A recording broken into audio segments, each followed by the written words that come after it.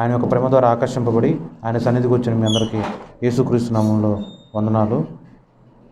మత్తయి సువార్త 22:21. అందుకు ఆయన, అలాగైతే కైసరువి కైసరునకును, దేవునికిని చెల్లించుడని వారితో చెప్పెను. చిన్న ప్రేయర్ చేసుకుని వాక్యం చూసుకున్నాం.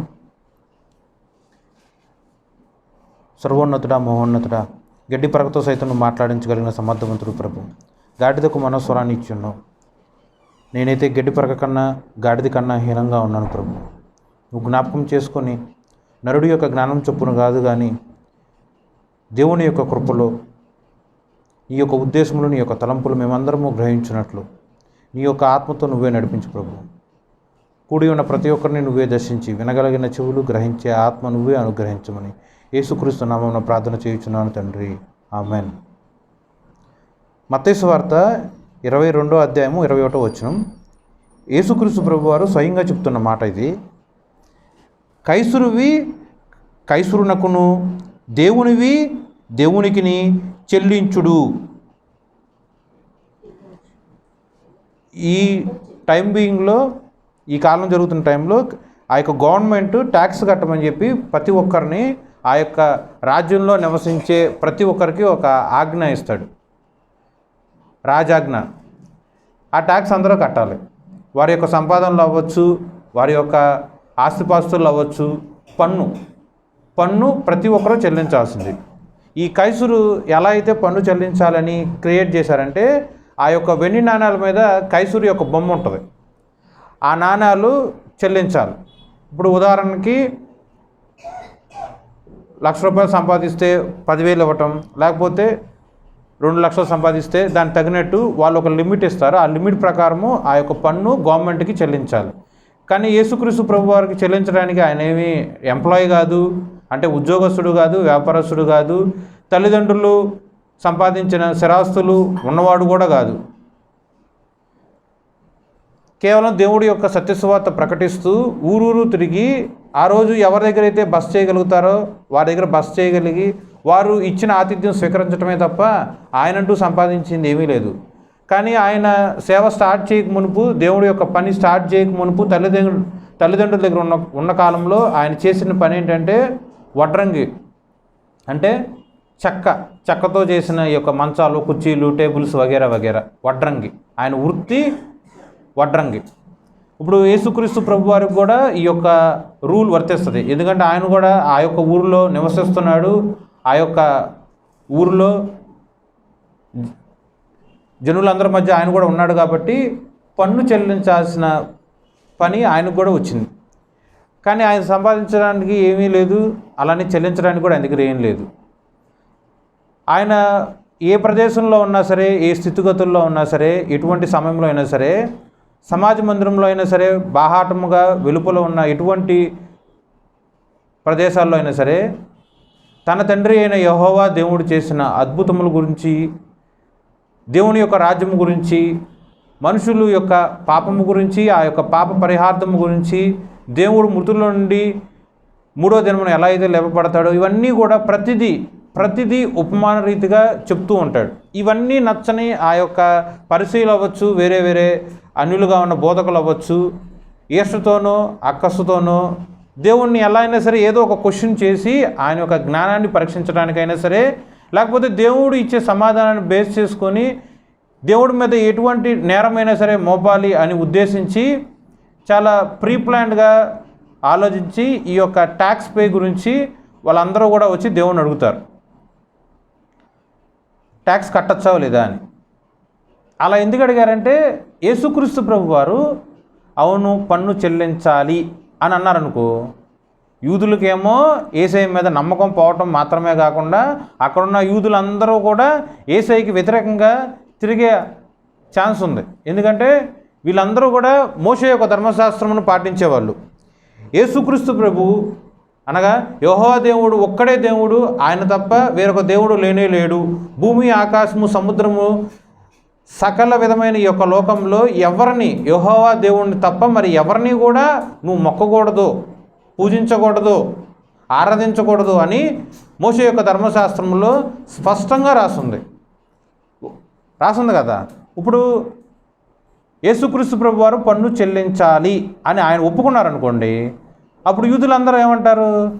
రాజాజ్ఞకు భయపడి రాజు యొక్క ముద్ర కలిగిన ఆ యొక్క నాణెములు ఒక పన్ను రూపంలో తిరిగి రాజుకే చెల్లించాలని రాజులను పూజించినట్టు, రాజులకు భయపడేనట్లు ఈయన కూడా ఒక మానవ రీత్యా మనుష్యరీత్యా ప్రవర్తిస్తున్నాడని చెప్పి యేసయ్యని హేళన చేయటం కానీ, యూదులకి యేసయ్య మీద వ్యతిరేకత కలిగి వచ్చేటట్టు కానీ మాట్లాడతారు.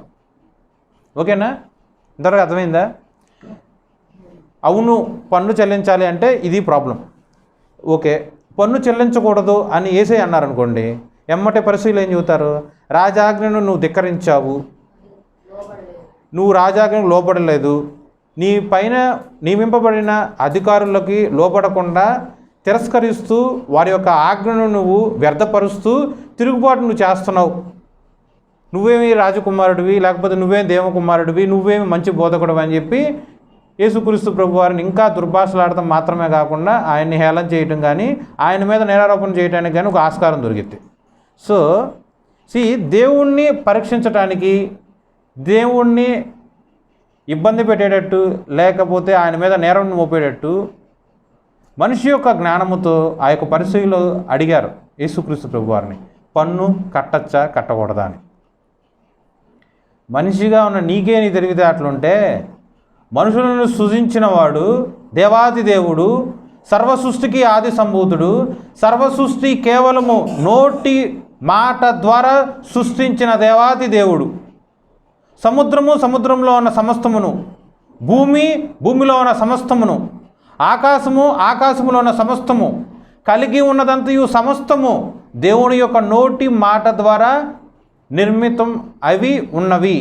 నీకే, మనిషిగా ఉన్న నీకే అని తెలివితేటలుంటే నిన్ను సృష్టించిన దేవుడికి ఎన్ని తెలివితేటలు ఉండాలి? ఆలోచించేయి. నీకే నువ్వే ఒక మహాజ్ఞానివని నువ్వు అనుకుంటున్నట్లయితే, నిన్ను నిర్మించిన తల్లి గర్భమున రూపించిన నిన్ను అంత అథారిటీ ఉన్న దేవుడికి నీకన్నా ఎంత జ్ఞానం ఉండాలి? సో నువ్వు దేవుణ్ణి ఇబ్బంది పెట్టేటట్టు, దేవుణ్ణి ఇరకాటులో పడేటట్టు, నేను అడగగలను, నాకు అంత జ్ఞానం ఉంది అని అనుకోని నువ్వు ప్రశ్నించావేమో, కానీ దేవుడిచ్చే సమాధానం చూడండి. ఎవరిని ఇబ్బంది పెట్టకుండా మహాజ్ఞాని, జ్ఞానముకు ఆధారమైన దేవాతి దేవుడు ఎంత చక్కటి మాట ఇస్తున్నాడు. పన్ను చెల్లించు అని చెప్పట్లా, పన్ను చెల్లించొద్దు అని కూడా చెప్పట్లా, కానీ అలాంటి అర్థంతోనే మాట్లాడాడు. గవర్నమెంట్ ఇవ్వాల్సినవి నువ్వు గవర్నమెంట్కి ఇచ్చేయి, అంటే అధికారులకు ఇవ్వాల్సినవి అధికారులకు ఇచ్చేయి, దేవునికి ఇవ్వాల్సినవి దేవునికి ఇవ్వు. చూడండి ఎంత చక్కటి మాట. మనుషులందరికీ దేవుడు చెప్పే మాట, ఎవరికి ఇవ్వాల్సినవి వారికి ఇచ్చేయాలి. నువ్వు ఎవరి చేతన పని చేయించుకుంటున్నావా, నువ్వు చేయించుకున్న పని నిమిత్తము జీతంగా వాళ్ళ కష్టం నువ్వు అట్టు పెట్టుకోకూడదు. కాబట్టి పని చేసిన విధానాన్ని బట్టి జీతంగా నువ్వు వాళ్ళకి ఇవ్వాల్సింది వాళ్ళకి ఇచ్చేసే. ఒక రాజ్యంలో ఆ రాజ్య సభ్యుడిగా, ఒక దేశంలో ఆ దేశ సభ్యుడిగా నువ్వు ఉన్నావు. సో ఆ దేశానికి చెల్లించాల్సిన పన్ను నువ్వు చెల్లించాలి. కానీ దేశాలను నిర్మించింది ఎవడు? దేశాలను సృజించిన వాడు ఎవడు? సృష్టిని సృజించిన వారు ఎవరు? మరి దేవుడికి ఇవ్వాల్సింది కూడా దేవుడికి ఇవ్వాలిగా. దేవుడు కేవలం నిన్ను మాత్రమే సృష్టించాడా? గవర్నమెంట్ని ఆయన సృష్టించలేదా? ఆ యొక్క నువ్వు నివసించే ఆ యొక్క ప్రాంతాన్ని, ఆ ప్రాంతం ఉన్న ఆ యొక్క రాష్ట్రాన్ని, ఆ రాష్ట్రం ఉన్న ఆ యొక్క దేశాన్ని, ఆ దేశం ఉన్న ఆ యొక్క ప్రపంచాన్ని, ప్రపంచాలలో ఉన్న ఈ యొక్క ప్రపంచాన్ని నిర్మించింది ఎవరు? అంతరిక్షం అవ్వచ్చు, ఆకాశం అవ్వచ్చు, మహాకాశం అవ్వచ్చు, 7 ఆకాశాలు అవ్వచ్చు, అన్నీ కూడా కేవలం నోటి మాట ద్వారా ఆయన నిర్మించాడు. భూమి గుండ్రంగా ఉంది అని చాలామంది సైంటిస్టులు ఒప్పుకోరు, చాలామంది ఒప్పుకోవాలి. కొంతమంది ఏమో ఫ్లాట్గా ఉందంటారు, కొంతమంది ఏమో కోడిగుడ్డ ఆకారంలో ఉందంటారు, కొంతమంది ఏమో రౌండ్గా ఉందని చాలా తక్కువ మంది చెప్తారు. కానీ బైబిల్లో స్టార్టింగ్లో రాసింది భూమి నిరాకారముగాను శూన్యముగాను ఉంది. రౌండ్గా, శూన్యము అంటే రౌండ్గా ఉందని దేవుడు ఎప్పుడో వేల సంవత్సరాల కిందటే దేవుడు ఈ యొక్క గ్రంథంలో లిఖింపజేసి ఉన్నాడు. ఆయన జ్ఞానం ఎంత గొప్పది. సైన్స్కి అంతు చెక్కని ఆలోచనలు కూడా ఆయన ఎంత ఈజీగా ఈ యొక్క గ్రంథంలో లిఖింపజేసి ఉన్నాడు. అలాంటి దేవుణ్ణి కలిగి ఉన్న మనము దేవుడు ఇచ్చిన ఆజ్ఞ ఏంటంటే ఎవరికి ఇవ్వాల్సిన వాళ్ళకి, గవర్నమెంట్కి ఇవ్వాల్సిన ట్యాక్స్ ఎలా అయితే నువ్వు గవర్నమెంట్కి ఇస్తున్నావు, దేవుడికి ఇవ్వాల్సింది కూడా నువ్వు దేవుడికి ఇవ్వాలి. ఎందుకు దేవుడికి ఇవ్వాలంటే ఆదికాండం 1:27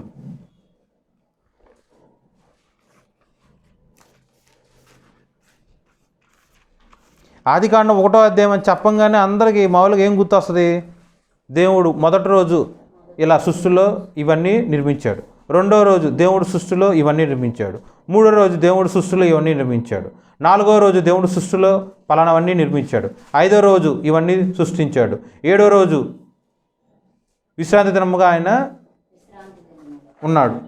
సో ఇవన్నీ ఉన్నాయి కదా. అట్లాగే దీంట్లో 1:27 చూడండి. దేవుడు ఆదికాండము 1:27 దేవుడు తన స్వరూపమందు నరుణ్ణి సృజించెను. దేవుని స్వరూపమునందు నరుణ్ణి సృజించెను, స్త్రీని గాను పురుషుని గాను వారిని సృజించెను. సో నువ్వు నీ యొక్క స్వరూపం ఎవరిది? నువ్వు గర్భంలో నుంచి వచ్చావు కదా, నీ తల్లి స్వరూపం అనేది. నీ తండ్రి వల్ల నువ్వు యొక్క లోకంలోకి జన్మించావు కదా, నీ తండ్రి యొక్క స్వరూపం అనేది. జనరల్గా పిల్లలు పుడితే వాళ్ళు ఏమంటారు? తల్లి పోలిక, లేకపోతే తండ్రి పోలిక, లేకపోతే మేనమావ పోలిక, మేనత్త పోలిక, ఇలా తాతలు అమ్మమ్మలు నానమ్మలు పోలిక అంటారు. కానీ బైబిల్ ఏం చెప్తుంది? తల్లిదండ్రుల పోలికలు అనుకుంటున్నామేమో. ఆది తల్లిదండ్రులైన ఆడమ్ అండ్ నీవు వాళ్ళిద్దరిని తీసుకున్నా సరే వాళ్ళందరూ కూడా సృష్టిలో ఉన్న ఈ యొక్క కోటానుకోట్ల సంఖ్యగా ఉన్న యొక్క మనుషులందరూ కూడా ఎవరి స్వరూపమునందు నిర్మించబడి ఉండెను? దేవుని స్వరూపమునందు. సో నీ యొక్క రూపురేఖలు సహా దేవుడు ఆయన యొక్క ప్రేమలో నాలాగా నా బిడ్డ ఉండాలి, నాలాగానే నా యొక్క పిల్లలు ఉండాలని చెప్పి దేవుడు ఎంతగానో మనుషులను ప్రేమించి దేవుడి యొక్క స్వరూపమునందే మనుషులను దేవుడు సృజించెను. అగుగాక అంటే అవుతుంది మనిషి యొక్క రూపం కూడా. మట్టితోనే దేవుడు నరుణ్ణి సృష్టించున్నాడు. మట్టిని సృజించింది దేవుడే. ఎలా ఇవన్నీ? సృష్టి యావత్తు కేవలం నోటి మాట ద్వారా నిర్మించబడి ఉన్నవిగా. అలాగే దేవుడికి ఇదేమన్నా అసాధ్యమైన క్రియ? మనిషి నువ్వు ఇలా అయిపో, మట్టితో నీ యొక్క రూపం ఇలా నిర్మితం అగునుగాక అని దేవుడు అంటే మనిషి మట్టిలో నుంచి నిర్మించబడకుండా ఉంటాడా? కానీ దేవుడు ఎందుకు నోటితో ఆ పని చేయలే? కేవలం తన యొక్క క్రియలతో, తన యొక్క చేతులతో చేశాడు. ప్రేమ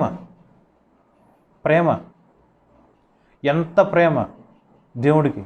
ఆయన యొక్క ప్రేమను వ్యక్తపరిచే ఆ యొక్క సందర్భంలో తన స్వరూపమునందు దేవుడు నన్ను, తన స్వరూపమునందు దేవుడు నిన్ను సృజించెను. ఆయన యొక్క చేతి వేళ్లతో నిన్ను సృజించెను. చూడండి, ఆకలి వేస్తుంది, అన్నం తినాల్సిన అవసరం ఉంది. అంటే పల్లెల్లో పలానా ఐటమ్స్ పెట్టించేస్తే కూడా తినగలరు. కానీ తల్లి పిల్లలకి ఎక్కువ శాతం పెట్టిపిస్తుందా? పల్లెల్లో పెట్టేస్తుందా లేకపోతే తినిపిస్తుందా? తినటం చేతైనా సరే తినిపిస్తుంది. అది ప్రేమను వ్యక్తపరిచే ఒక క్రియ.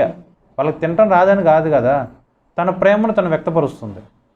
ఏ క్రియ అన్నా మీరు తీసుకోండి, ఏ పనన్నా మీరు తీసుకోండి, ప్రేమను ఎక్స్ప్రెస్ చేసే పద్ధతి దేవుడి దగ్గర నుంచే స్టార్ట్ అయింది.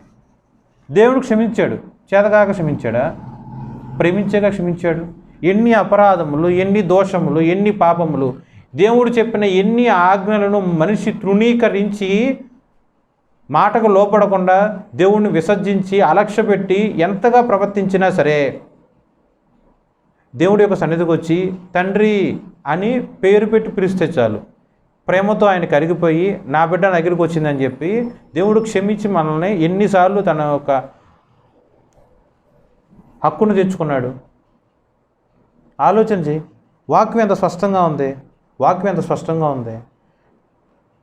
నీకు జన్మనిచ్చిన తల్లిదండ్రుల మీద నీకు అంత ప్రేమ ఉన్నప్పుడు, నీ తల్లిదండ్రుల్ని, వారి యొక్క తల్లిదండ్రుల్ని, సృష్టి యావత్తును సృజించిన దేవుడి మీద మరి ఎంత ప్రేమ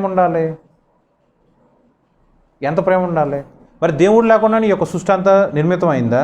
దేవుడు లేకుండానే ఈ యొక్క లోకం అంతా అయిందా? చూడండి, ఆలోచన చేయండి. సైన్స్ ఇంత డెవలప్ అయింది. స్త్రీ ఒక గర్భం దాల్చాలన్నా సరే, స్త్రీ యొక్క గర్భంలో ఒక బిడ్డ జన్మించాలన్నా సరే, ఇది ఎంత కష్టం, అది ఎంత అసాధ్యము. అది కనుక సాధ్యమైనట్లయితే కనుక మనిషి ఆర్టిఫిషియల్గా ఇన్ని లోకంలో ఇంత సృష్టిస్తున్నాడు కదా, మరి బిడ్డను కూడా అలాగే ఆర్టిఫిషియల్గా క్రియేట్ చేయొచ్చుగా. జెంట్స్ యొక్క స్పర్మ్ ఉండేది చాలా మైన్యూర్ అంటే కంటికి కూడా కనిపించదు. అంత కంటికి కూడా కనిపించని ఒక స్మాల్ మాలిక్యూల్గా ఉన్న ఆ యొక్క పదార్థంలో నుంచి ఆలోచన చేయి, ఎముకలు ఎలా వస్తున్నాయి? అవయములు అంటే గుండె కానీ, లివర్, కిడ్నీస్, ఇవన్నీ అవయములన్నీ ఎలా వస్తున్నాయి? మెదడు, చెవులు, కళ్ళు, ముక్కు, అసలు మనిషి యొక్క రూపం అన్నీ ఎలా వస్తాయి? ఆ యొక్క రూపంలో నుంచే ఆ శిశువు ఇలా ఆడది, ఇలా మగది అని చెప్పి ఎలా విభజించబడి ఉంటుంది? చూడండి, మనిషి ఒకవేళ నీళ్ళలో పడిపోతే ఊపిరాడక చచ్చిపోతాడు, నీళ్ళల్లో ఆక్సిజన్ ఉండదు కాబట్టి. కానీ తల్లి గర్భమున 9 నెలల పాటు ఉమ్మ నీరులోనే బిడ్డ ఉంటుంది. ఉమ్మ నీరులోనే బిడ్డ ఉంటుంది. ముక్కులకు కూడా, అంటే నా ఉద్దేశం ఏంటంటే, నీటిలో మునిగితే మనిషి చచ్చిపోతాడు, కానీ ఉమ్మ నీరులో 9 నెలల్లో ఉన్న శిశువు ఎందుకు చనిపోకుండా ఆరోగ్యంగా బ్రతుకుతుంది? ఉమ్మ నీరు తక్కువైతే మళ్ళీ బిడ్డకు ప్రమాదం, ఉమ్మ నీరు ఎక్కువైతే మళ్ళీ బిడ్డకు ప్రమాదం. ఉమ్మ నీరులోనే 9 నెలలు బిడ్డ ఉంటుంది, అయినా సరే బిడ్డకు ఎటువంటి హాని కలగదు. దేవుడి యొక్క నిర్మాణము, సృష్టి ఎంత అద్భుతం!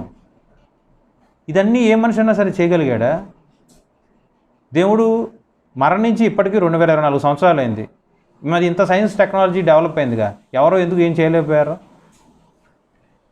దేవుడి యొక్క సృష్టి ఊహలకు అందదు, జ్ఞానానికి అతీతం.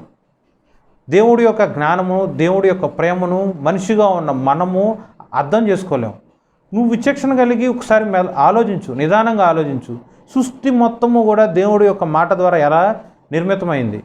దేవుడు మరి తప్పు చేస్తే మనుషులు తప్పు చేస్తే దేవుడు ఎందుకు ఓర్చుకొని, లేకపోతే ఎందుకు సహించి అంతగా మౌనంగా ఎందుకు ఉంటున్నాడు అని చెప్పి మనుషులందరూ అనుకుంటూనే ఉంటారు.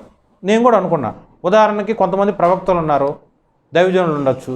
దేవుడు అంటే వాళ్ళకి బాగా తెలుసు, ప్రార్థన అంటే వాళ్ళకి బాగా తెలుసు, దేవుడి యొక్క అభిషేకం అంటే వాళ్ళకి బాగా తెలుసు. అయినా సరే ఎందుకు దేవుడిని ఇబ్బంది పెట్టేటట్టు, దేవుడి యొక్క నామమును ఘనహీనంగా ఉండేటట్టు కానీ, అగౌరవపరిచేటట్టు కానీ వారి యొక్క క్రియలు ఉంటాయి. ఎందుకు అలా ప్రవర్తిస్తారు? ఒకవేళ వాళ్ళు ప్రవర్తిస్తున్నా సరే దేవుడు ఎందుకు మౌనంగా వాళ్ళని చూస్తూ ఉంటాడు, వాళ్ళ మీద శిక్ష ఎందుకు విధించడు అని చెప్పి నేను చాలాసార్లు అనుకునేవాడిని. కారణం ఏమై ఉంటుంది? ప్రేమ. చూడండి, ఎవరన్నా పిల్లలు తప్పు చేస్తే అక్కడున్న పెద్దోళ్ళు శిక్ష విధిస్తారు, లేకపోతే త్వరగా గద్దిస్తారు. గర్భవాసాన్ని పుట్టిన పిల్లలు తప్పు చేస్తే కనుక వాళ్ళని తిడతారు, లేకపోతే శిక్ష విధిస్తారు. కానీ బయట పిల్లల్ని గద్దించినంత త్వరగా సొంత పిల్లల్ని మాత్రం గద్దించరు. బయట పిల్లలకి ఇచ్చినంత క్రమశిక్షణ సొంత పిల్లలకు మాత్రం ఇవ్వరు. కొంచెం ఆలస్యం అవుద్ది వాళ్ళని గద్దించడంలో కానీ, క్రమశిక్షణ ఇవ్వడంలో కానీ. మనిషిగా తల్లిదండ్రులుగా ఉన్న నీకే అంత ప్రేమ ఉంటే దేవుడు కూడా అంతే. తల్లి కన్నా తండ్రి కన్నా అత్యధికంగా ప్రేమించే దేవుడు ఏ ఒక్క నరుడు సైతము శిక్షింపబడి అగ్నిగుండంలో పడవేయబడటం దేవుడికి ఇష్టం లేదు. కాబట్టి మనుషులందరూ మారు మనసు పొంది దేవుడి యొక్క ప్రేమను ఇవాళ కాకపోతే రేపు, రేపు కాకపోతే ఎల్లుండు, వాళ్ళ ఆయుష్ ఉన్నంత కాలంలో ఏదో రోజు తెలుసుకుంటారని చెప్పి దేవుడు ఓపిక కలిగి మనిషి ఎంత తప్పులు చేస్తున్నా సరే ప్రేమతో భరిస్తూ ఉంటాడు.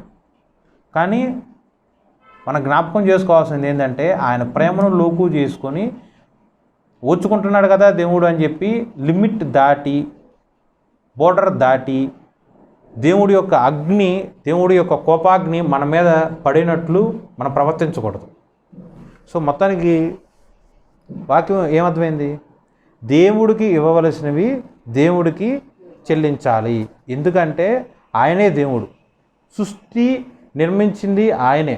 సృష్టి యావత్తు నోటి వాక్కు ద్వారా నిర్మించింది ఆయనే. నిన్ను నిర్మించినవాడు కూడా ఆయనే. నిన్ను సృజించినవాడు ఆయనే.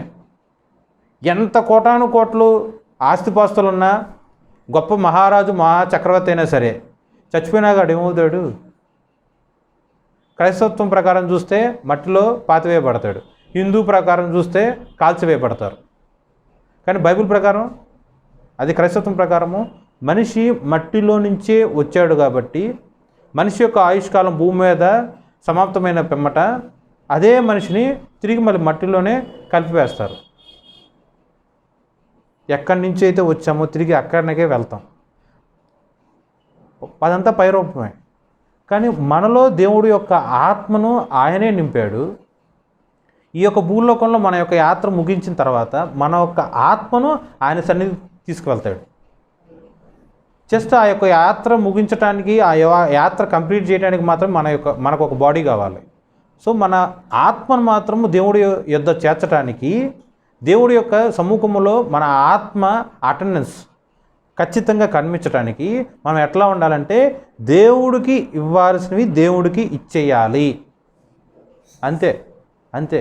ఈ లోకంలో ఉన్న రూల్ ప్రకారమే మనం పన్ను చెల్లిస్తున్నట్లయితే, నేనైతే చెల్లిస్తున్నాగా ఉన్న ఉద్యోగం బట్టి. వ్యాపారస్తులు కూడా కొంతమంది చెల్లిస్తారు కదా. చిన్న చిత్తగా షాప్స్ ఉన్న బడ్డీ కొట్లు ఉన్న వాళ్ళకి కూడా ఇప్పుడున్న రూల్స్ ప్రకారం జిఎస్టీ అని చెప్పి వాళ్ళకు ఒక సెపరేట్ ఐడి ట్యాగ్ క్రియేట్ చేసి అన్నీ చెల్లిస్తున్నారుగా. మరి దేవుడికి ఇవ్వాల్సినవి నేనేమి ఇప్పుడున్న నా వాక్యంలోని అర్థం, నీ యొక్క శాలరీలో దేవుడిచ్చిన ఆర్డర్ ప్రకారం 10% పే చేయమని కాదు నా ఉద్దేశం. నా మెయిన్ థింగ్ ఏంటంటే దేవుడికి ఇవ్వాల్సింది దేవుడికి ఇవ్వాలి. డబ్బు గురించి నేను మాట్లాడతల్లా. నేను మొట్టమొదటిగా మాట్లాడేది దేవుడికి చెల్లించాల్సిన స్తుతి యాగము నువ్వు చెల్లించాలి. నీ యొక్క ఆర్థిక వ్యవస్థ గురించి నేనేం మాట్లాడతల్లా. నువ్వు డబ్బులు ఇచ్చినా నువ్వు డబ్బులు ఇవ్వకపోయినా దేవుడి యొక్క ఘనత తగ్గేదే లేదు. నీ యొక్క ఆస్తిని చూసి నువ్వు ఇచ్చే కానుకలు బట్టి దేవుడు ఎంతో ఉన్నతంగా మార్చబడడం. అవునా కాదా? వెండి బంగారము ధనధాన్యములు వస్త్ర వైభోగములు అన్నీ ఆయనవే. భూమి మీద విలువ కలిగినవి వెలకట్టలేనివి అన్నీ నిర్మితం చేసింది ఆయనే. అవన్నీ కూడా ఆయన బిడ్డలు స్వతంత్రించుకుంటారని, ఆశీర్వదించబడతారని దేవుడు ఆయన యొక్క బిడ్డలుగా ఉన్న క్రైస్తవులకి బహుమతులుగా గిఫ్ట్గా ఇచ్చేశాడు. కానీ దేవుడు తిరిగి వాళ్ళ దగ్గర నుంచి ఏం ఆశిస్తున్నాడు? స్తుతులు ఆశిస్తున్నాడు. దేవుడు నీ దగ్గర నుంచి కావాలని అనుకుంటుంది స్తుతి యాగము. నువ్వు స్తుతి యాగం చేస్తే దేవుడు నీ యొక్క హృదయంలో నివాసయోగ్యంగా ఉంటాడు. నీ యొక్క మనసులో, ఒక మాటలో చెప్పాలంటే కుర్చీ వేసుకుని కూర్చుంటాడు నీ యొక్క హృదయంలో. కానీ బైబిల్ ఏం చెప్తుంది? ఆకాశం ఆయన సింహాసన పీఠము, భూమి ఆయన పాదపీఠం. కానీ నువ్వు స్తుతి ప్రార్థన చేస్తే దేవుడు నీలో నివసిస్తాడు. ఆకాశమే సింహాసనంగా ఉంది, నీ యొక్క హృదయం ఆకాశం కన్నా పెద్దదా?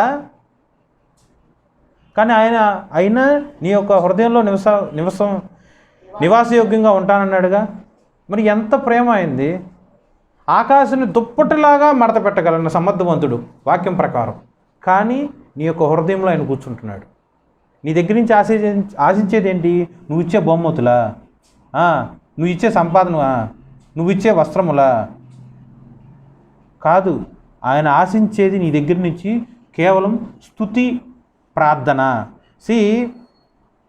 చాలామంది ఇక పెళ్ళైన వాళ్ళు ఉన్నారు కదా, పిల్లల్ని కన్నవాళ్ళు కూడా ఉన్నారుగా. పిల్లల్ని కన్న వాళ్ళ బ్రతుకు ఆల్దలే, వాళ్ళు ఎలా కూడా బతుకుతారులే అని మీరు అనుకుంటున్నారా? కన్న తర్వాత వాళ్ళకి తినడానికి ఆహారం ఇస్తున్నారుగా. నీ పొట్ట నువ్వే పోషించుకొని వదిలేస్తున్నావా? వాళ్ళు వేసుకోవడానికి నువ్వు బట్టలు ఇస్తున్నావుగా. నీ బట్టలు నువ్వే కుట్టుకో అని చెప్పి నువ్వు వదిలేస్తున్నావా? ఈ రెండు కుదరకపోతే నీకు కావాల్సిన అవసరములు నువ్వే తీర్చుకో అని చెప్పి నీ యొక్క శక్తి కొలది, నీకున్న ఆర్థిక వ్యవస్థ కొలది నువ్వు ఎంత కొట్ట డబ్బులు ఇస్తున్నావుగా. ప్రేమను వ్యక్తపరుస్తున్నావుగా. నువ్వు చెప్పాలనుకుంటుంది ప్రేమతోనో క్రమశిక్షణతోనో ఎలాగోలా చెప్తూనే ఉన్నావు కదా. నీ కొడుకు మీద నీకు ఇంత ప్రేమ ఉంది అని ప్రతిదీ కూడా నువ్వు ఒక క్రియలతో నువ్వు చూపిస్తున్నావు. నీ కూతురు మీద నీకు ఇంత ప్రేమ ఉంది అని ప్రతిదీ కూడా నువ్వు క్రియలతో నువ్వు చూపిస్తున్నావు. వాళ్ళకి ఇష్టమైన వస్తువులు కొనిపించటం, ఉదాహరణకి బైక్ అవ్వచ్చు, బట్టలు అవ్వచ్చు, వాళ్ళకి ఇష్టమైన రంగులతో కూడిన వస్త్రములు అవ్వచ్చు. ఆడపిల్లలైతే బంగారం కొనిపించడం కానీ, ఏదో ఒకటి నీకున్న ఆర్థిక వ్యవస్థను బట్టి కోట్లు ఖర్చు పెట్టి పెళ్లి చేయటం కానీ, ఏదన్నా సరే ఇహలోక సంబంధంగా మానవ బుద్ధి కలిగిన నువ్వే నీ గర్భవాసాన పుట్టిన పిల్లల మీద ప్రేమను వ్యక్తపరుస్తున్నావు. ద సేమ్ థింగ్ మరి నువ్వు నీ హృదయంలో ఉన్న దేవుడి మీద ప్రేమను నువ్వు ఎలా వ్యక్తపరచాలి? ప్రేమను వ్యక్తపరచకపోతే జనరల్గా ఏమంటాం, పేరుకి మాత్రమే నువ్వు ఇలా ప్రేమిస్తున్నావు అని చెప్పి భయం ఉంది, నేనంటే నీకు ఇలా విధేయత ఉంది, నువ్వు నన్ను గౌరవిస్తున్నావు అని చెప్పి మాట్లాడతారు. నోటితో నువ్వంటే నాకు చాలా భయం, నువ్వంటే నాకు చాలా గౌరవం అని అంటాం, కానీ క్రియలతో అలా ఏమీ చేయం. అప్పుడు మనం ఏమంటాం? ఒరే నోటితోనే నువ్వు చేస్తున్నావు కానీ క్రియలతో నువ్వు అలా చేయట్లేదని చెప్పి అంటావా? మరి అదే వాక్యం. నువ్వు ఆయన దేవుడిని నమ్ముతున్నావు, మంచిది. ఆయన మాత్రమే దేవుడిని నమ్ముతున్నావు, ఇంకా మంచిది. నీ యొక్క 24 గంటల్లో 5 నిమిషాలన్నా సరే, మినిమం 5 నిమిషాలన్నా సరే నువ్వు మోకరించి ప్రార్థన చేస్తున్నావు, ఇంకా మంచిది. నీకు ఇష్టమైనా నీకు ఇష్టం లేకపోయినా నీ యొక్క కుటుంబ నియమం ప్రకారము ఎలాగోలా దేవుడి యొక్క సన్నిధి, అంటే సండేస్ అవ్వచ్చు, విడి రోజుల్లో అవ్వచ్చు, దేవుడి యొక్క ఆలయంలో దేవుడి యొక్క సముఖంలో నువ్వు వెళ్తున్నావు, ఆయన యొక్క సన్నిధిలో కూర్చొని కీర్తిస్తున్నావు, లేకపోతే వాక్యం వింటున్నావు, వగేరా చేస్తున్నావు. వీళ్ళు ఏ విషయమై నువ్వు నీ ప్రేమను వ్యక్తపరుస్తున్నావు దేవుడి పట్ల? అది నా ప్రశ్న. నీకు అర్థమైందా నేను చెప్పింది ఏమన్నా? నీ గర్భవాసన పుట్టిన పిల్లల పట్ల నువ్వు ఎలా అయితే నీ ప్రేమను వ్యక్తపరుస్తున్నావో అటువలే నువ్వు దేవుడుగా విశ్వసించిన, నువ్వు నమ్మి బాప్తిజం తీసుకొని ఆయన మాత్రమే దేవుడు అని సాక్షాత్తుగా ఆయన కోసం నేను బ్రతుకుతాను అని తీర్మానం తీసుకున్న నువ్వు ఆయన మీద ఉన్న ప్రేమను, యేసుక్రీస్తు ప్రభు మీద ఉన్న ప్రేమను, యేసుక్రీస్తు ప్రభు మీద ఉన్న భక్తిని నువ్వు ఎలా వ్యక్తపరుస్తున్నావు? దేవుడికి రావాల్సిన మహిమ దేవుడికి నువ్వు ఇస్తున్నావా? దేవుడికి రావాల్సిన ఘనత దేవుడికి నువ్వు ఇస్తున్నావా? దేవుడికి చెల్లించాల్సిన స్తుతి యాగము నువ్వు చెల్లిస్తున్నావా? మూలవాక్యం ఏంటి? దేవుడికి ఇవ్వాల్సినవి దేవుడికి ఇవ్వవలసిందే. దాంట్లో ఈరోజు అంశం, దేవుడికి చెల్లించాల్సిన స్తుతి నువ్వు చెల్లించాల్సిందే. చెల్లించకుండా తప్పించుకుంటున్నావా? జాగ్రత్త. అపవాది గాండ్రించు గర్జించు సింహం వలె నీ మీద ఎప్పుడు పడదామా అని చెప్పి నీ పక్కనే పొంచి ఉన్నాడు. నీ యొక్క స్తుతి యాగం తగ్గిందా, సింహం వలె నీ మీద అపవాది వస్తాడు. తప్పించుకోలేవు. ఒక్క పంజా విసిరితే బొక్కబొరలా పడిపోతావు. ఆ దేవుడు నా పక్కనే ఉన్నాడు, సింహం వచ్చి నన్ను ఏం చేస్తుంది అని నువ్వు విశ్వసిస్తున్నావు, మంచిదే. కానీ నీ విశ్వాసాన్ని క్రియలతో చూపించు. నువ్వు విశ్వసిస్తున్నావు కాబట్టి నీ విశ్వాసం కొలది, నీ యొక్క శక్తి కొలది దేవుణ్ణి స్తుతించు. ఓకే, అర్థమైందా? దీనికి ఒక చిన్న ఉపమానం చెప్తా.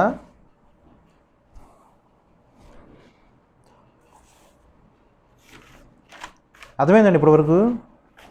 2వ దినవృత్తాంతములు 20వ అధ్యాయం. ఒకానొక రాజు ఉన్నాడు. మీ అందరికీ తెలుసో తెలియదో మరి. ఒకానొక రాజు ఉన్నాడు. ఆ రాజుగారి పేరు ఏంటంటే యెహోషాపాతు. 2వ దినవృత్తాంతములు 20వ అధ్యాయం. దానికన్నా ముందు దానికన్నా తర్వాత, అంటే ఆ అధ్యాయాల కన్నా ముందు అధ్యాయాల్లో తర్వాత అధ్యాయంలో కూడా ఆ రాజు గురించి చాలా చక్కగా రాసి ఉంటుంది. కానీ ఈ యొక్క అధ్యాయంలో ఉన్న గొప్పతనం ఏంటో చూడండి. 20వ అధ్యాయం మొత్తం చదువుకోండి. నేను పైపైన కొంచెం స్టోరీలా చెప్తా చూడండి. 2వ దినవృత్తాంతము 20వ అధ్యాయం. యెహోషాపాతు ఈ యొక్క యూదా దేశాన్ని పరిపాలిస్తూ ఉంటాడు. ఆయన యొక్క 35వ సంవత్సరంలో ఈ యొక్క యూదా దేశాన్ని పరిపాలించడం స్టార్ట్ చేస్తాడు. ఆయన యొక్క తండ్రి గారు, ఆయన యొక్క తల్లి గారు ఎలా అయితే యెహోవా యందు భయభక్తులు కలిగి దేవుడు ఇచ్చిన మార్గముల మీద దృష్టి కలిగి ప్రవర్తిస్తున్నారో, నడుస్తున్నారో దానికి తగినట్లే యెహోషాపాతు కూడా తండ్రి యొక్క ఆజ్ఞను జవదాటకుండా దేవుడి పట్ల చక్కగా భయభక్తులు కలిగి ప్రవర్తిస్తూ ఉంటాడు. ఓకే, ఆయన రాజ్య పరిపాలన అలా సవ్యంగా చక్కగా నిమ్మలంగా సాగుతూ ఉంటుంది. ఓకే, ఒకానొక సందర్భంలో ఆయన మీద, అంటే యూదా రాజ్యం మీద యుద్ధం చేయడానికి చుట్టుపక్కల ఉన్న కొన్ని రాజ్యాల మీదకి వస్తాయి. ఆ రాజ్యాలు ఏంటంటే 20వ అధ్యాయం మొదటి వచనంలో ఉంటుంది. ఒకరేమో మోయాబీయులు, రెండో వారేమో అమోనీయులు, మూడో వారేమో మోయోనీయులు. వీళ్ళందరూ వస్తారు. వీళ్ళందరూ ఎలా వస్తారు? భూమి అంటే ఇది కొల్లూరు ఒక రాజ్యం అనుకోండి, మన చుట్టుపక్కల ఉన్న ఏదన్నా సరే, ఇటు తెనాల నుంచి అవ్వచ్చు, ఈ పక్కన కరకట్ట నుంచి అవ్వచ్చు, ఈ పక్కన దోణిపూడి నుంచి అవ్వచ్చు, అంటే నలుదిక్కులా మోహరించినట్లు యూదా దేశం మీద యెహోషాపాతు పరిపాలించుచున్న దేవుని యొక్క రాజ్యముగా, దేవుడి యొక్క పిల్లలుగా ఉన్న ఆ యొక్క ఇజ్రాయేల్ ప్రజలుగా ఉన్న వారి మీద ఈ యొక్క అమోరీయులు, అమ్మోనీయులు, మోయోనీయులు వీళ్ళందరూ దండెత్తుతారు. ఇది మాత్రమే కాకుండా సముద్రపు ద్వారం మీద నుంచి కూడా సిరియన్లు వస్తారు. సో భూమి మీద మాత్రమే కాదు ఆయనకున్న ఆపద పొంచి ఉండటం, సముద్ర మార్గం నుండి కూడా ఆపద పొంచి ఉంటుంది. చూడండి, ఒక రాజ్యంలో 1,00,000 మంది ప్రజలు ఉన్నారనుకుందాం, ఫర్ సపోజ్ అనుకోండి, అంటే యోధా దేశ ప్రజలు 1,00,000 మంది ఉన్నారనుకుందాం. కానీ ఒక రాజ్యంలోనే 1,00,000 మంది ఉన్నట్లయితే మోయాబీలు ఎంతమంది ఉండొచ్చు, అమోనీయులు ఎంతమంది ఉండొచ్చు, మోయోనీయులు ఎంతమంది ఉండొచ్చు, సిరియనులు ఎంతమంది ఉండొచ్చు? వీళ్ళందరూ యుద్ధం చేస్తూ వస్తున్నారు. అంటే వారి దగ్గర యుద్ధ సామాగ్రి అవ్వచ్చు, యుద్ధ బలం అవ్వచ్చు, ఎంత గొప్పగా ఉండి ఉంటుంది. ఇలాంటి సమయంలో ఆ పరిస్థితిలో నువ్వు ఉన్నావు అనుకుందాం, నువ్వు ఎలా ఉంటావు? ఆలోచన, ఎవరి పని వాళ్ళు చేసుకుంటారు, నా ఇంకా చూడండి. నువ్వు ఎలా ఉంటావు అలా ఉంటే? ఒక ఇంట్లో ఉన్న నువ్వు, నీ చుట్టుపక్కల ఉన్న వాళ్ళందరూ నీ మీద దండెత్తి వచ్చారు, నీ యొక్క హృదయం ఎలా ఉంటుంది? నువ్వు పారిపోవడానికి వీలు లేకుండా సముద్ర మార్గం నుండి, అంటే జల మార్గం నుంచి కూడా నీ మీద శత్రువులు వచ్చారు. అంటే భూమి మీద నడుచుకుంటూ అయినా సరే, ప్రయాణం అవుతూ అయినా సరే నువ్వు పారిపోలేవు. పోనీ సముద్ర మార్గం గుండా వెళ్దామంటే అది లేదు. అప్పుడున్న కాలంలో ఆకాశ మార్గంలో పారిపోవటం లేదు అప్పుడున్న మార్గంలో. అంటే నువ్వు ఏ విధంగా కూడా తప్పించుకోలేని పరిస్థితి నీకు ఎదురైంది. ఆ పరిస్థితుల్లో నువ్వు ఉంటే నువ్వు ఎలా ఉంటావు?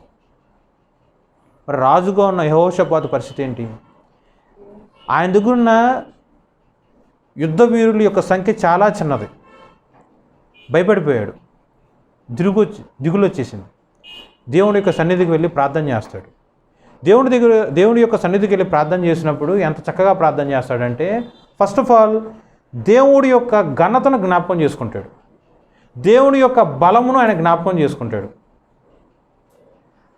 ఎంతోమంది ఉన్నా సరే, అంటే అమోరీయులు పూజించే దేవుళ్ళు ఉన్నారు, మోయాబీలు పూజించే దేవుళ్ళు ఉన్నారు, మొయోనీయులు పూజించే దేవుళ్ళు ఉన్నారు, సిరియలు పూజించే దేవుడు ఉన్నారు, వీళ్ళందరూ ఉన్నారు. వాళ్ళ దేవుడికి లేని గొప్ప విశిష్టత మన దేవుడుగా ఉన్న యెహోవాకి ఎంత గొప్ప విశిష్టత ఉంది అన్న వ్యత్యాసం ఆయన గ్రహించి దేవుడి యొక్క ఔన్నత్యమును గురించి ప్రార్థన చేస్తున్నాడు. దేవుడిలో ఉన్న గొప్పదనం గురించి ఆయన ప్రార్థన చేస్తూ ఉన్నాడు. ఇలా ప్రార్థన చేస్తూ ఉండటం మాత్రమే కాకుండా దేవుడు ఆ యొక్క యెహోషాపాతు పట్ల చేసిన వాగ్దానములన్నీ కూడా ఆయన యొక్క ప్రార్థనలో దేవుడికి జ్ఞాపకం చేస్తున్నాడు.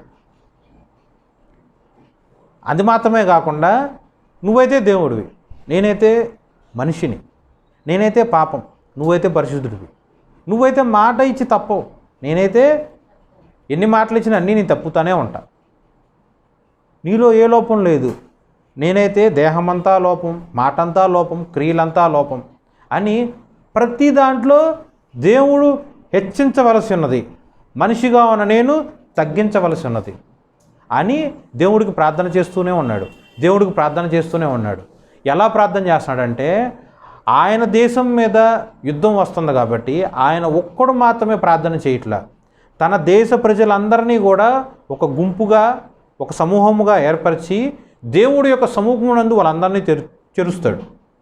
చిన్నపిల్లలు, వృద్ధులు, యవనస్తులు, నడిప్రాయులు, పసిపిల్లలతో సహా అందరినీ పిలిపించి యెహోవా యొక్క సమూహమునందు ఆ యొక్క సమాజం అందరినీ ఏర్పాటు చేస్తే అందరికీ కూడా ఉపవాసము అని ప్రతిష్ఠించి ఆయన ప్రార్థన చేయటం మాత్రమే కాకుండా ఆ యొక్క జన సమూహం అందరూ కూడా ఉపవాసం ఉండి ప్రార్థన చేయనట్లు నియమము ఆయన సృష్టించి దానికి తగినట్టు ప్రార్థన చేస్తాడు. దేవుడి యొక్క సన్నిధిలో వారి యొక్క బాధ, భయము ప్రతిదీ వ్యక్తపరుస్తాడు.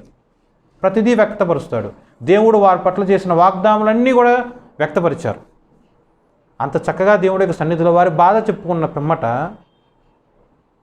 ఆయన ప్రేమస్వరూపి వెంటనే దేవుడు ప్రత్యక్షమయ్యి దీర్ఘదర్శిగా ఉన్న ఒక ప్రవక్తను దేవుడు చూసి ఆ ప్రవక్త ద్వారా ఒక ప్రవచనాత్మకంగా దేవుడి యొక్క ఉద్దేశములు, దేవుడి యొక్క తలంపులు, దేవుడి యొక్క చిత్తం తేటతెల్లగా చెప్తాడు.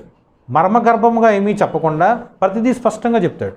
ఎలా చెప్తారంటే, యుద్ధానికి వస్తున్నారు వాళ్ళందరూ, నువ్వు భయపడ మాకు, నువ్వు దిగులు చెందమాకు, నువ్వు ఐదేయ పడమాకు, జీవము కలిగిన దేవుడు, వాగ్దానం చేసిన దేవుడు నీకు తోడుగా ఉన్నాడు.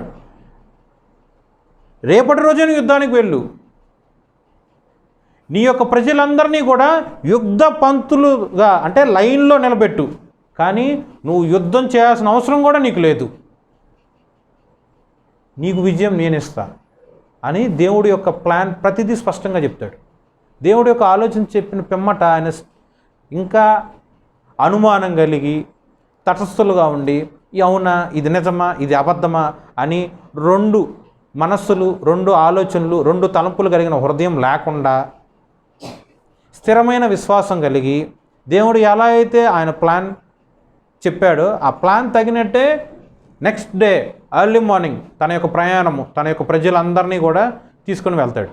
దేవుడు ఎలా అయితే యుద్ధ పంక్తులుగా నిలబడమన్నాడో అంటే లైన్లో నిలబడమన్నారో అలాగే అందరూ నిలబెడతారు. దేవుడిచ్చిన ఆలోచన ప్రకారము దేవుణ్ణి చక్కగా ఆత్మతో సత్యముతో కీర్తనల ద్వారా స్తుతించే, పాటలు పాడే మంచి ఆత్మీయులను ఆయన సెలెక్ట్ చేసుకొని వాళ్ళందరినీ కూడా ముందు నిలబెట్టి యుద్ధానికి బయలుదేరి వెళ్తాడు. ఇది ఎవరన్నా చేస్తారండి? యుద్ధానికి వెళ్ళేటప్పుడు మన ఎదురుగా ఉన్న వాళ్ళు ఎలా ఉన్నారండి? కత్తులు పట్టుకొని, ఈటలు పట్టుకొని, ఇప్పుడున్న కాలంలో మెషిన్ గన్స్ అవ్వచ్చు, ఆటం బాంబ్స్ అవ్వచ్చు, లేకపోతే ట్యాంకులు అవ్వచ్చు, ఏదన్నా అన్నీ పెట్టుకొని కూర్చుంటారు. కానీ యెహోషాపాతు ఎలా వెళ్తున్నాడు?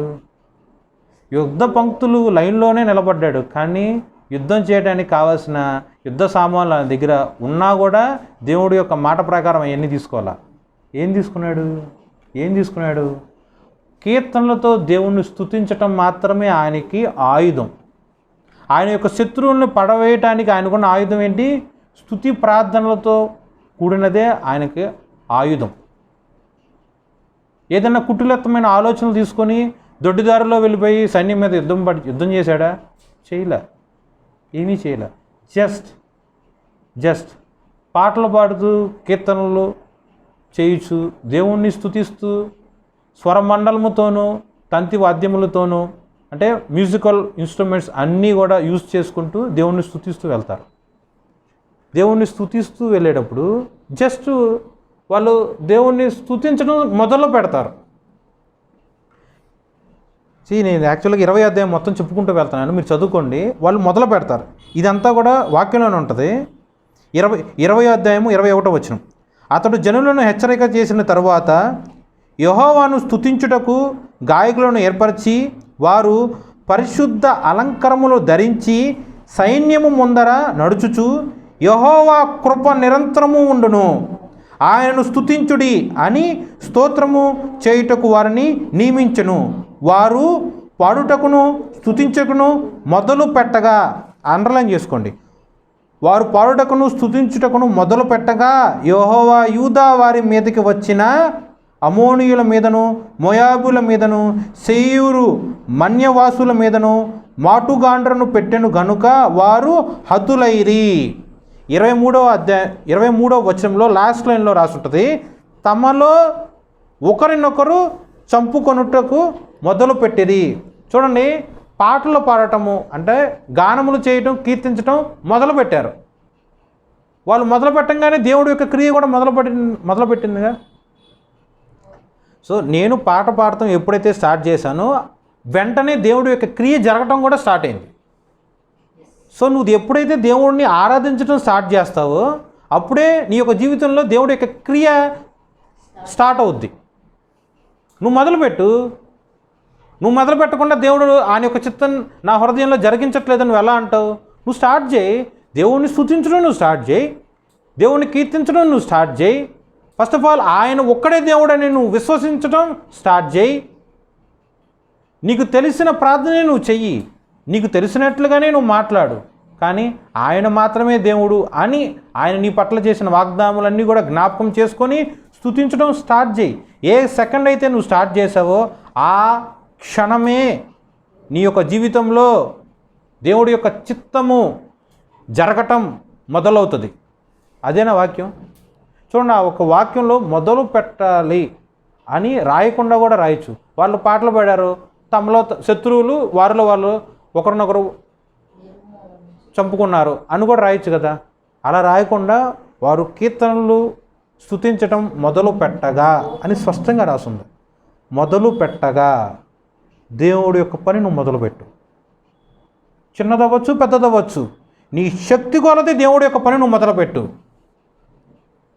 దేవుడి యొక్క చిత్త ప్రకారము నీ జీవితంలో ఆయన యొక్క సంకల్పము మొదలవుతుంది. నువ్వు మొదలుపెట్టు. దేవుడు నీ జీవితాన్ని ఆయనకు నచ్చిన విధముగా మారుస్తాడు, నీకు నచ్చిన విధంగా కాదు. యెహోషాపాతు భయపడుతూ ప్రార్థన చేశాడు. కానీ దేవుడు సైన్యములకు అధిపతి యెహోవా తండ్రిని మనమందరము దేవుడుగా కలిగి ఉన్నాం కాబట్టి కత్తి దూయకుండా కేవలం పాటల ద్వారా సైన్యంలో ఉన్న లక్షలాది ప్రజలు అందరూ కూడా చచ్చిపోయారు.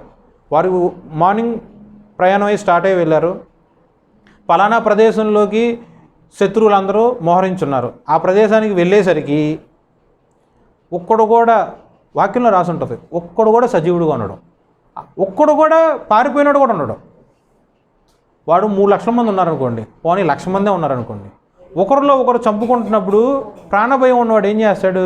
పారిపోయి వెళ్ళిపోతాడు. కానీ ఇక్కడ అలా కూడా జరగల.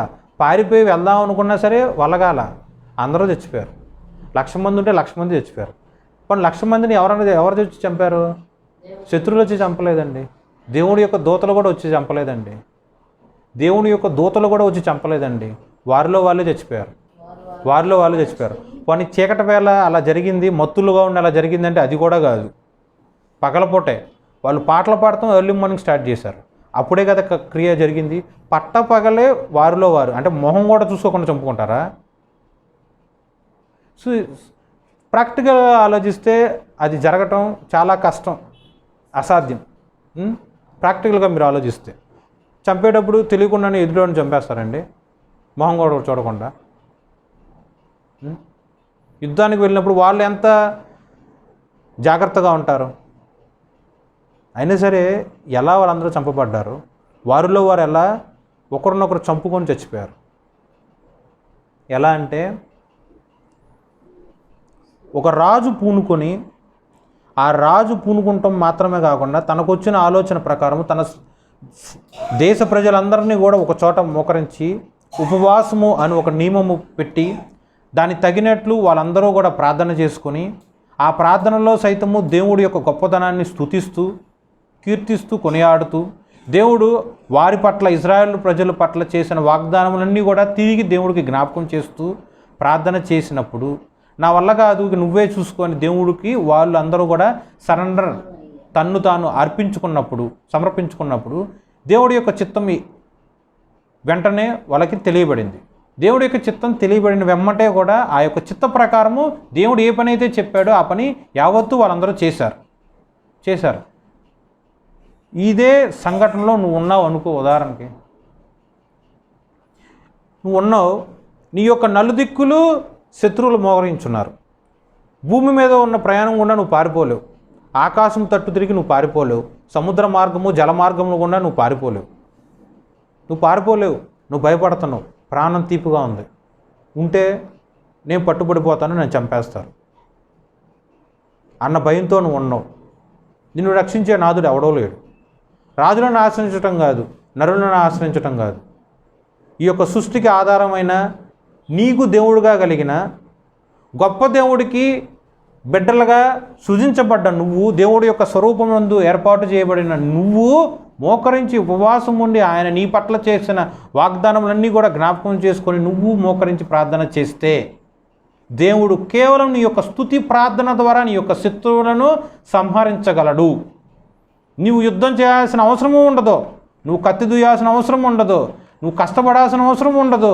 నీ స్వరమెత్తి శక్తి కొలది దేవుడి యొక్క గొప్పతనాన్ని కీర్తనలతో నువ్వు స్తుతిస్తే, స్తుతి గానములతో నువ్వు ప్రచురము చేస్తే దేవుడు నీ యొక్క శత్రువుల అందరినీ కూడా హతము చేసి వారి మధ్య నీకు విజయాన్ని ఇస్తాడు, శత్రువుల మధ్య నీ యొక్క రాజ్యము నిమ్మలము కలిగి ప్రశాంతత కలిగి నువ్వు రాజ్య పరిపాలన చేయగలుగుతావు. అంత మాత్రమే కాకుండా యెహోవా అగు నీ దేవుడు నీ పట్ల చేసిన కార్యము నీ చుట్టూ ఉన్న ప్రజలందరూ కూడా తేట తెల్లగా చూస్తారు. దీన్ని బట్టి నువ్వు దేవుడికి సాక్ష్యంగా ఉంటావు. ఇవన్నీ కూడా యెహోషాపాతు జీవితంలో జరిగింది. ఎలా అయితే శత్రువులు చచ్చిపోతారో ఇంతమంది ఎలా చచ్చిపోయారని చెప్పి అమోనీయులు, మోయాబీయులు, మోయినీయులు, అలాగే కొంతమంది తెగులు ప్రజలు వీళ్ళందరూ కూడా చంపబడ్డారు కదా. ఇవన్నీ కూడా చుట్టుపక్కల ఉన్న వేరే వేరే రాజ్యాలన్నీ చూస్తూనే ఉంటాయిగా. అది కూడా రాసింది వాక్యంలో. 29వ వచనం, ఇజ్రాయేలు శత్రువులతో యెహోవా యుద్ధము చేసనని దేశముల రాజ్యముల వారందరూ వినగా దేవుని భయము వారందరి మీదకి వచ్చెను. చూడండి ఎంత చక్కగా ఉంది వాక్యం. అక్కడ యుద్ధం చేసను ఎవరి గురించి రాసింది, ఎవరి మీద యుద్ధం చేయబడి ఉన్నది, ఎంత చక్కగా రాసింది వాక్యం. 20వ అధ్యాయం 29వ వచనంలో ఇజ్రాయేలు శత్రువుల మీద యెహోవా యుద్ధము చేసనని దేశముల రాజ్యముల వారందరూ వినగా దేవుని భయము వారందరి మీదకి వచ్చెను. సో దేవుడి యొక్క భయము నువ్వు కావాలనుకుంటే వచ్చి వాళ్ళ హృదయంలో రాదండి. దేవుడు క్రియేట్ చేయాలి దేవుడి యొక్క భయం వారి యొక్క హృదయంలో. దేవుడు ఎలా క్రియేట్ చేస్తాడు? నువ్వు ప్రార్థన చేసి ఆయనకు చిత్తం జరిగించాలి. ఆయన చెప్పిన పని నువ్వు చెయ్యాలి. స్తుతులతో నువ్వు ప్రార్థన చేయాలి, కీర్తించాలి. అందరి మనుషులైతే ఈ యొక్క యుద్ధం వారి మీదకి వచ్చినప్పుడు గడగడగడలాడి భయపడిపోతూ ఉంటారు. కానీ నీ దేవుడు నీకు తండ్రిగా ఉన్నాడు. నువ్వు విశ్వసించి మోకరించి ఆయన వాగ్దానం మీద నమ్మిక కలిగి నువ్వు ప్రార్థన చేస్తే దేవుడి యొక్క గొప్ప క్రియ నువ్వు కనులారా చూస్తావు. అంత మాత్రమే కాకుండా దేవుడు స్వయముగా వచ్చి నీ పక్షాన యుద్ధం చేస్తాడు. ఒక్కడు కూడా యుద్ధం చేయాల, దేవుడే యుద్ధం చేశాడు. ఇజ్రాయేలు శత్రువుల మీద ఇజ్రాయేలు యుద్ధం చేయాల, ఇజ్రాయేలు శత్రువుల మీద ఇజ్రాయేల్ రాజు యుద్ధం చేయాల, ఇజ్రాయేల్ శత్రువుల మీద కండబలము, దేహబలము, యుద్ధ నైపుణ్యము కలిగిన వారు ఎవరూ కూడా యుద్ధం చేయాల. ఇజ్రాయేల్ శత్రువుల మీద ఇజ్రాయేలుకు తండ్రిగా ఉన్న యెహోవాకు దేవుడు యుద్ధం చేశాడు. దాన్ని బట్టి చుట్టూ ఉన్న దేశ ప్రజలందరూ హృదయంలో యెహోవా యందు ఉన్న భయము వారి హృదయంలో కలిగింది. మరి నువ్వే స్థితిలో ఉన్నావు? దేవుడికి ఇవ్వాల్సిన స్తుతి నువ్వు దేవుడికి ఇవ్వు. ఓకే, నా ఇంటెన్షన్ ఈ యొక్క దశంభాగం గురించి కాదు. ఫస్ట్ ఆఫ్ ఆల్ నువ్వు దేవుడి యొక్క స్తుతిని నువ్వు చెల్లించావు అనుకో, దేవుడే నీ హృదయాన్ని స్వాధీనపరుచుకుంటాడు. నీ దగ్గర నుంచి ఏది ఇవ్వాలో, ఏది ఎలా రాబట్టాలో ఆయనకి తెలుసు. నువ్వు చేయగలిగింది ఏంటి? స్తుతులు చెల్లించటం. ప్రార్థన చేస్తున్నావుగా, ఆ ప్రార్థనే స్తుతి ప్రార్థన చెయ్యి. చాలా సింపుల్ థింగ్. డబ్బులు ఇవ్వటానికి, డబ్బులు వెచ్చించడానికి చాలామందికి ప్రాణం ఒప్పుకోదు. ఏదైనా సాయం చేయమంటే చాలామంది శక్తి కొరత సాయం చేస్తారు. బట్టలు ఇమ్మంటే వాడిపోయిన బట్టలు ఇస్తారేమో, అన్నం పెట్టమంటే వాళ్ళు తినగా మిగిలిన ముద్ద అన్నం పెడతారేమో, ఏదన్నా పని చేయమంటే సరే ఇంకా దానగుణం ఉంటే వాళ్ళ యొక్క సమయం వెచ్చించి సమయం స్పెండ్ చేసి సాయం చేస్తారేమో. చాలామంది డబ్బులు ఇచ్చి ఉచితంగా డబ్బులు ఇచ్చి సాయం చేయరు. ఒకవేళ డబ్బులు ఇస్తే వడ్డీకి ఇస్తారో లేకపోతే ఇంకా ఏదో లాభాలు చూసేస్తారు కదా. కానీ దేవుడు నిన్నేం అడిగాడు? దేవుడు ఏమడిగాడు నిన్ను? నీ డబ్బులు అడిగాడా? ఏమడిగాడు? జస్ట్ ఒకే ఒకటే, స్తుతులు. స్తుతులు. ఆ స్తుతుల్లో ఉన్న గొప్పట ఏంటంటే ఇదే 20వ అధ్యాయము 26వ వచనం. 4వ దినమున వారు బెరాకా లోయలో కూడిరి. అక్కడ వారు యెహోవాకు కృతజ్ఞతాస్తుతులు చెల్లించినందున నేటి వరకు ఆ చోటికి బెరాకా లోయ అని పేరు. చూడండి, బెరాకా అను పదమునకు అర్థం కింద డిక్షనరీలో ఏం రాసింది? స్తుతి అని రాసింది. కళ్ళు పెట్టి మళ్ళీ చూడండి ఒకసారి. స్తుతికి బ్రాకెట్లో ఉంది. ఇప్పుడు ఆలోచించండి, నేనేం చెప్తున్నా? దేవుడికి ఇవ్వాల్సింది నువ్వు దేవుడికి. ఓకే, నీ పట్ల నువ్వు కంపెనీ పెట్టు, ఉద్యోగులు నీ దగ్గర పనిచేస్తున్నారు, ఉద్యోగం చేశారు కాబట్టి పనిచేస్తున్నారు కాబట్టి జీతం ఇస్తావు. మన ఊరిలో ఇటుకరాయి ఫేమస్. ఇటుకరాయి చేస్తున్న పని వాళ్ళందరికీ వాళ్ళు చేసిన పని నిమిత్తం డబ్బులు ఇస్తున్నావు. పంట పండించుకుంటున్నావు, సో కూలీలకు డబ్బులు ఇస్తున్నావు. ఇల్లు శుభ్రం చేసుకుంటున్న పని మనిషికి నువ్వు డబ్బులు ఇస్తున్నావు. పిల్లలు బడిలో చదువుకుంటున్నారు, చదువు చెప్పినందుకు ఉపాధ్యాయులకు నువ్వు ఫీజు చెల్లిస్తున్నావు. ఓకే, డాక్టర్ దగ్గరికి వెళ్ళావు, వైద్యం చూపించుకుంటున్నావు, డబ్బులు ఇస్తున్నావు. మందుల షాప్లోకి వెళ్ళావు, మందులు కొనుక్కోవడానికి డబ్బులు ఇస్తున్నావు. నువ్వు ప్రతి దాంట్లో నీకు కావాల్సిన పని జరిగించుకోవడానికి నువ్వు ఎంతో కొట్ట ₹1 ఖర్చు పెట్టి నువ్వు పని జరిగిస్తున్నావు. అవునా కదా? ఇదంతా దైనందిక జీవితంలో జరుగుతుంది కదా. దేవుడు కూడా అదే చెబుతున్నాడు, దేవుడు కూడా అదే చెప్తున్నాడు. మత్తయి సువార్త మూలవాక్యం, మత్తయి సువార్త 22:21, కైసరుకు ఇవ్వాల్సింది కైసరుకి ఇచ్చేసేయి, మంచిది. దేవునికి రావాల్సింది దేవుడికి ఇవ్వు, దేవుడికి ఇవ్వాల్సింది దేవుడికి ఇవ్వు. ఓకే, ఇప్పుడు వరకు చెప్పింది లోకానువృత్యా ఉన్న మనం చేయుచున్న డైలీ పనులు. ఈ యొక్క వాక్యం ఏంటి? దేవుడికి ఇవ్వాల్సిన స్తుతి నువ్వు దేవుడికి చెల్లించు. బ్రాకెట్లో అర్థం ఏంటి? స్తుతి అంటే ఏంటి? ఆశీర్వాదము. నువ్వు స్తుతి చెల్లించు, ఆశీర్వదించబడతావు. ఎంత గొప్పగా నువ్వు ఆశీర్వదించబడతావు ఒకసారి చూడండి. కీర్తనలు 19వ అధ్యాయము. ఎంత గొప్పగా నువ్వు ఆశీర్వదించబడతావంటే, దేవుడు ఏమడిగాడు? వెండి బంగారము ధనధాన్యములు వస్త్ర వైభోగములు ఆయన ఏం అడగల? స్తుతులు చెల్లించు. కీర్తనలు 19వ అధ్యాయం 1వ వచనం, ఆకాశములు దేవుని మహిమను వివరించుచున్నవి. ఒక్క నిమిషం. ఆకాశములు దేవుని మహిమను వివరించుచున్నవి. మరి నువ్వు స్తుతులతో దేవుని యొక్క మహిమను వివరించు. అంతరిక్షము దేవుని చేతి పని ప్రచురము చేయుచున్నది. మరి నీ చేతి పనులు దేన్ని ప్రచురించాలి? నీ క్రియలు దేన్ని ప్రచురించాలి? పగటికి పగలు బోధ చేయుచున్నది, రాత్రికి రాత్రి జ్ఞానము తెలుపుచున్నది. వాటికి భాష లేదు, నీకు భాష ఉంది. వాటికి భాష లేదు, మనిషిగా ఉన్న నీకు భాష ఉంది. మరి నీ భాషతో నువ్వు దేవుణ్ణి స్తుతించడానికి ఏమీ నీకు అడ్డొస్తున్నాయి? వాటికి మాటలు లేవు. సృష్టి యావత్తులో ఏ ఒక్కదానికి మాట లేదు. కానీ మనిషిగా ఉన్న నువ్వు, దేవుని స్వరూపంలో నిర్మించబడ్డ నువ్వు, దేవుడు నీకు మాట అను గొప్ప భాగ్యం ఇచ్చాడు. ఆ మాటలతో నువ్వు దేవుణ్ణి స్తుతించు, ఆశీర్వదించబడతావు. వాటికి భాష లేదు, మాటలు లేవు, వాటి స్వరము వినబడదు. నీ స్వరం వినబడుతుందిగా. నువ్వు స్తుతిస్తే నీ పక్కనడు వినబడాలి. అన్యులుగా ఉన్న చెవులు, అన్యత్వంలో కూరుకుపోయిన వారి యొక్క చెవుల్లోకి నీ యొక్క మాట అగు దేవుని యొక్క స్తుతి వారు వినబడాలి. వాటి కొలనూలు భూమి అంతటా వ్యాపించి ఉన్నది. లోక దిగంతముల వరకు వాటి ప్రకటనలు బయలు వెళ్ళుచున్నవి. వాటిలో ఆయన సూర్యునికి గుడారం వేసెను. ఏమండి? సూర్యునికి గుడారం వేసెను. క్యాండిల్ విన్నావు కదా? మైనపు ఒత్తు దగ్గరగా ఉన్నప్పుడు దాని మీద ఏలు పెడితేనే ఏలు గాలిత్తి. వంట చేసేటప్పుడు గ్యాస్ మీద చేయి పెడితేనే చేయి గాలిత్తి. మరి దేవుడు ఏం చేస్తున్నాడు? సూర్యునికి గుడారం వేసెను. సైన్స్ ప్రకారము ఏ ఒక్క ప్లానెట్ దగ్గరికైనా సరే వెళ్ళాలంటే ఇంత డిస్టెన్స్ మెయింటైన్ చేయాలి, లేకపోతే అంత దగ్గరికన్నా వెళ్ళొచ్చు అన్నట్టు ఉంటుంది. మరి సూర్యుని దగ్గరికి వెళ్ళాలంటే సూర్యుని దగ్గరికి వెళ్ళమాకు. సూర్యుడు ఇంత వేడి కొలమిలో ఉంటాడు. మనం వెళ్ళామనుకో మనం వెళ్ళే ఆ యొక్క స్పేస్ షిప్ పేలిపోద్ది, లేకపోతే కూలిపోద్ది, లేకపోతే అగ్నిగా ఆగుతూ అయిపోద్ది అని చెప్పి హెచ్చరిస్తూ ఉంటారు. కానీ దేవుడు ఏం చేస్తాడంట? మనిషిగా ఉన్న నీకున్న జ్ఞానంతో సూర్యుడి దగ్గరికి వెళ్ళమాకు అని నీ జ్ఞానం నీకు బోధిస్తూ హెచ్చరిస్తూ ఉంది. కానీ జ్ఞానముకు అతీతముగా జ్ఞానాన్ని సృష్టించిన సృష్టికర్తకు దేవుడు ఎంత చక్కగా చెప్తున్నాడంటే, ఆయన సూర్యుడికి గుడారం వేయగలడం. సో నువ్వు ఆలోచించుకో, దేవుడి యొక్క గొప్పతనం ఏంటో, దేవుడి యొక్క శక్తి సామర్థ్యాలు ఏంటో నువ్వు ఆలోచించుకో. సూర్యుడికి గుడారం వేయగలిగిన దేవుణ్ణి నువ్వు తండ్రిగా కలిగి ఉన్నావు.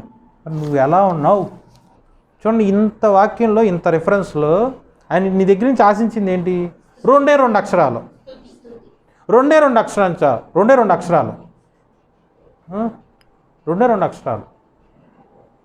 ద సేమ్ థింగ్ నీ పిల్లలు నీ దగ్గర నుంచి ఆశిస్తున్నారా? నీ తల్లిదండ్రుల దగ్గర నుంచి అదే 2 అక్షరాల కోసం ఆశిస్తున్నారా? ప్రతి దాంట్లో నీ పిల్లల పట్ల, నీ యొక్క కట్టుకున్న భార్య భర్త పట్ల, నీ యొక్క అత్తమామల పట్ల, నీకు జన్మనిచ్చిన నీ తల్లిదండ్రుల పట్ల ప్రతి దాంట్లో స్తుతి చెప్పావు అనుకో, వాళ్ళు సాటిస్ఫై అవుతారా? ఏ మనిషి అవడం. కానీ స్తుతులు చెప్పు, దేవుడు సాటిస్ఫై అవుతాడు. నువ్వు ఆశీర్వదించబడాలా? ఎలా సాధ్యం? నువ్వు స్తుతులు చెల్లించితే సాధ్యం. బెరాకా. సో దేవుణ్ణి స్తుతించటం ఈక్వల్ టు దేవుని చేత నువ్వు ఆశీర్వదించబడటం. జ్ఞాపకం పెట్టుకో, నీ మైండ్లో నువ్వు ఫీడ్ అయిపోవాలి. నేను స్తుతిస్తున్నా దేవుణ్ణి, దేవుని నామమునకు స్తోత్రం, దేవుడు నామం నేను ఆశీర్వదించబడును గాక.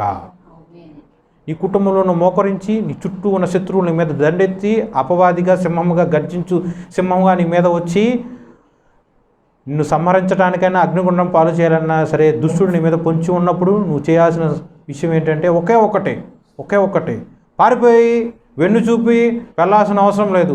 ఉన్న చోటే మోకరించి యేసుక్రీస్తు నామమున స్తుతించు. యేసుక్రీస్తు నామమున నువ్వు ఆశీర్వదించబడతావు. ఆయన యొక్క రక్త ప్రోక్షణ నీ చుట్టూ కంచిగా ఉంటుంది.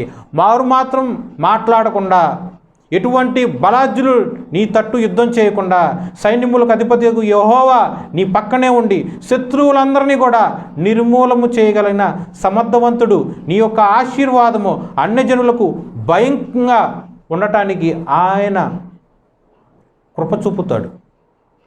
20వ అధ్యాయం 2వ దినవృత్తాంతంలో 20వ అధ్యాయం చూశారుగా యెహోషాపాతు గురించి. ఆ యెహోషాపాతు ఆ యొక్క తన ప్రజలందరినీ యుద్ధ పంక్తులుగా చేర్చినప్పుడు వారి ముందు దేవుణ్ణి కీర్తించడానికి, ఇలా కొనియాడటానికి కొంతమంది గాయకులను ఎంచుకొని ముందు నడిపాడు. సో ఆ గాయకులు దేవుణ్ణి కీర్తిస్తున్నారు, కొనియాడుతూ ఉన్నారు. అది కదా మనం మాట్లాడుకున్న వాక్యం. అవునా? ఓకేనా? అదే కదా మనం మాట్లాడుకున్న వాక్యం. మరి దేవుణ్ణి స్తుతించండి అని చెప్పి మీకు ఆ పని మీకు అప్పచెప్తున్నా, లేకపోతే ఇలా చెయ్యండి మీరు దేవుడి చేత ఆశీర్వదించబడతారు అన్నది ఈ యొక్క మూలవాక్యం. ఇప్పుడు మీకు ఏ డౌట్ రాలేదా?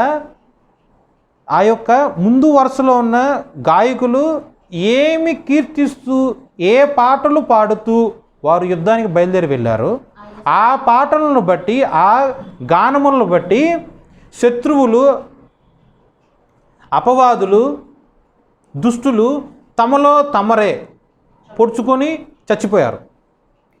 డౌట్ రాలేదా మీకు? వారు ఏం పాడితే అదంతా జరిగింది.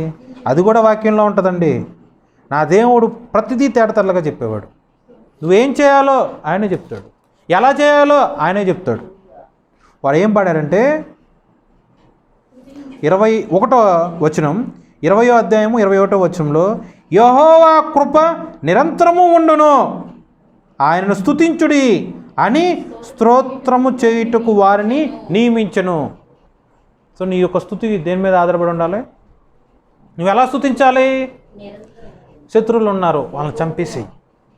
అపవాది నా మీద పొంచి ఉన్నాడు, వాళ్ళని హతం చేసేయి.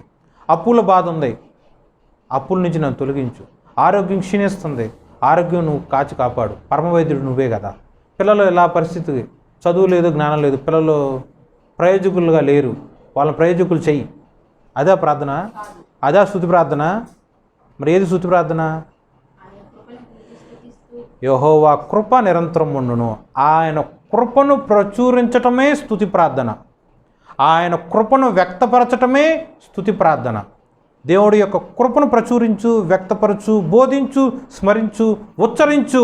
నువ్వు దేవుడి చేత ఆశీర్వదించబడతావు. ఓకే, అర్థమైందనుకుంటా. సో ఫైనల్లీ వాక్యం ఏంటంటే దేవుడికి చెల్లించాల్సినవి దేవుడికి చెల్లించు. దేవుడికి చెల్లించాల్సినవి దేవుడికి చెల్లించు. దేవుడికి నువ్వు స్తుతులు చెల్లించటంలో నువ్వు బాకీ కలిగి ఉన్నావు. సో దేవుడి దగ్గర అప్పు పెట్టుకుంటాం మంచిది కాదు. ఎప్పుడు అప్పు ఉండవు మాకు. ఇక్కడ నుంచి నీ ప్రార్థన ఎలా ఉండాలి? ఆయన కృప గురించి ప్రచురించు. రిజాయిస్, యెహోవా నామమున సంతోషిస్తూ జీవము కలిగిన దేవుడి యొక్క కృపను బాహాటముగా స్వరములెత్తి శక్తి కొలది దేవుడి యొక్క కృపను ప్రచురించు. చిన్న వాక్యం దేవుడు దీవించును గాక. ఆమేన్.